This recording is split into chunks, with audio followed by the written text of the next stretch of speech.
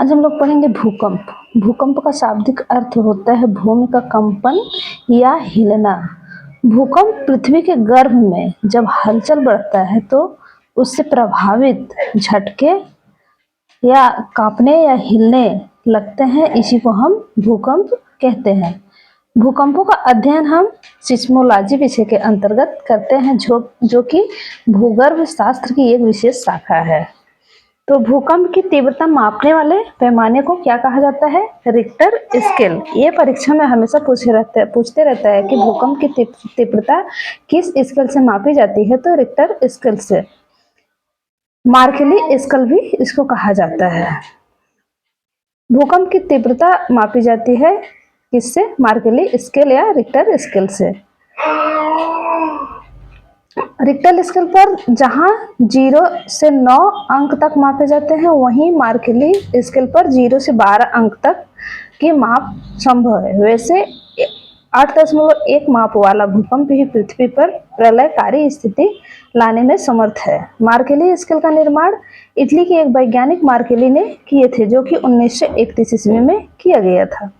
Richter scale का आविष्कार अमेरिकी वैज्ञानिक व भूभौतिकी शास्त्री चार्ल्स रिक्टर ने 1935 में किया था। भूकंप का उद्भव स्थान भूकंप का केंद्र कहलाता है। भूकंपीय तरंगों को सिस्मोग्राफ नामक यंत्र द्वारा मापा जाता है।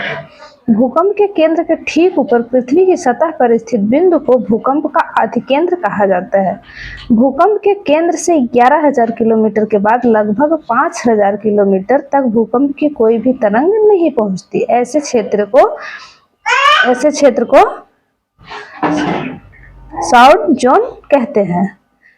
अंतःसागरीय भूकंप से समुद्र में उत्पन्न विनाशकारी लहरों को जापान में सुनामी कहा जाता है। सुनामी लहरों से सर्वाधिक प्रभावित देश Myanmar, Maldives, Sri Lanka, Bharat, Thailand, Malaysia, Somalia, Africa, Bangladesh, Indonesia. Read महोदय ने दिया जो भूकंप से संबंधित सिद्धांत है। भूकंपीय तरंगे 3 प्रकार की होती हैं। प्राथमिक तरंगे अत्यंत तीव्र गति, यानी कि ये 8 किलोमीटर सेकंड से ये तरंगे धरती के अंदर ध्वनि तरंगों को प्रभाव की तरह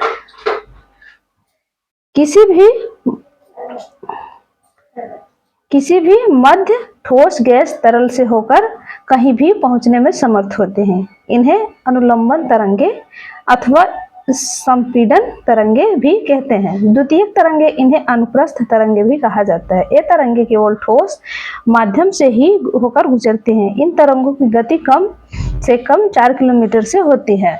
एल तरंगे, ये तरंगे ठोस माध्यमों में से गुजरने वाली विनाशकारी तरंगे हैं।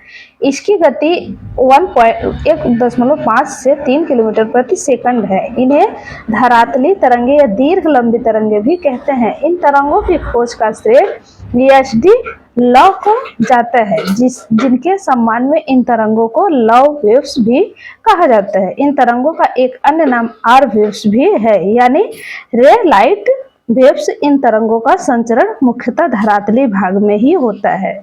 इनका भ्रमण तथा पथ उत्तल होता है। ये तरंगे जल से भी होकर गुजर सकती है और अधिक गहराई में जाकर लुप्त हो जाती है। लव वेव्स को विनाशकारी तरंगे भी माना जाता है। एल तरंगे केवल धरातल के भाग से ही गुजरती है। एस तरंगे द्रव्य पदार्थ में से नहीं गुजर सकती हैं। केवल पी तरंगे पृथ्वी के केंद्रीय भाग से गुजर सकते हैं, पर वहां उनका वेग कम हो जाता है। सभी भूकंपीय तरंगों का वेग अधिक घनत्व वाले पदार्थों में से होकर गुजरने पर बढ़ जाता है, जबकि कम घनत्व वाले पदार्थों में से होकर गुजरने पर घट जाता है। भूकंप का धक्का अधिकेंद्र पर सर्वाधिक तीव्र होने से केंद्र के, यानी कि सेंटर के आसपास के क्षेत्र में सबसे अधिक तबाही मचाता है या सबसे अधिक तबाही होती है। तो आज हम लोग पढ़े भूकंप किससे मापा जाता है? रिक्टर स्केल या स्केल पैमाने से।